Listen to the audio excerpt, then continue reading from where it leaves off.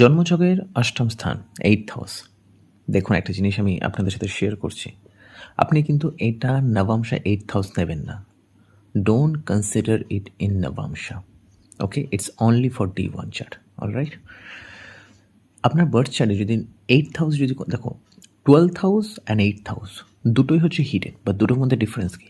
8th house হচ্ছে সেইটা যেটা আমরা হাইড করি, 12th হাউস হচ্ছে সেটা যেটা হচ্ছে আমাদের থেকে হাইড হয়ে আছে।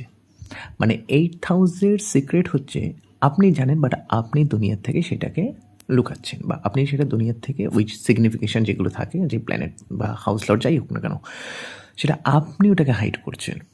আর 12th হাউস মানে হচ্ছে আপনার থেকে কোন জিনিসটা হিডেন আছে, মানে আপনি জানেন না, you are not aware of those things, the planet যেটা আপনার যেটা 12th হাউসে আছে।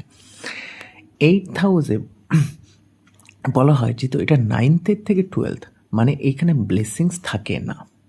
তো ইন জেনারেল কী হয়, আমরা ভাবি আমরা যেটাকে হাইড করছি সেটা কেউ দেখছে না, বাট একজন দেখছে, সেটা হচ্ছে গড, রাইট? এই জন্য বলা 8th হাউস এবং 12th হাউস, এই দুটো যে এই সিক্রেট হাউস আছে না, গড ইনফ্লুয়েন্স বা ভগবানের ইনফ্লুয়েন্স প্রচুর মাত্রায় থাকে। তো এই জন্য বলা হয় যদি কোনো খারাপ গ্রহের প্রভাব যদি এখানে থাকে একের বেশি, তো সেই ক্ষেত্রে আমরা যেটাকে ভাবছি আমরা এটাকে হাইড করছি, সামহাও ওটা কিন্তু গডের কাছে রিভিল থাকে। এবং এই জন্য বলা হয় 8th হাউস হচ্ছে কার্মিক ডেট, মানে যেটা হচ্ছে আপনাকে মিজরিতে নিয়ে যায়। এবার দেখুন, আপনি কোনো জিনিস হাইড করছেন, সে যে কোনো জিনিস হোক না কেন, তো সেইটা তো অন্য কোনো মানুষ তো আপনাকে মেজরি দিতে পারে না, এটা কে দিতে পারে? ডিভাইন। তো এই জন্য বলে 8th হাউসের থেকে প্রবলেম যখনই আসে সেটা হচ্ছে ডিভাইন থেকে আসে, বা সেটা গডের বা ভগবানের থ্রুতে আসে।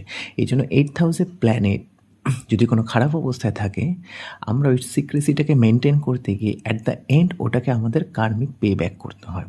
তো যেই প্ল্যানেট থাকে সেই প্ল্যানেট যা যা সিগনিফাই করছে, বা হাউস লর্ড যদি অ্যাফ্লিকশন থাকে, so be aware of this things, because ওই জায়গা থেকে প্রবলেম আপনার লাইফে কন্টিনিউয়াসলি আসবে, যেটা আপনার কোনো সলিউশন নেই আনটিল অর আনলেস। এই জন্য বলে 8th হাউসকে বলে নিজের দোষা।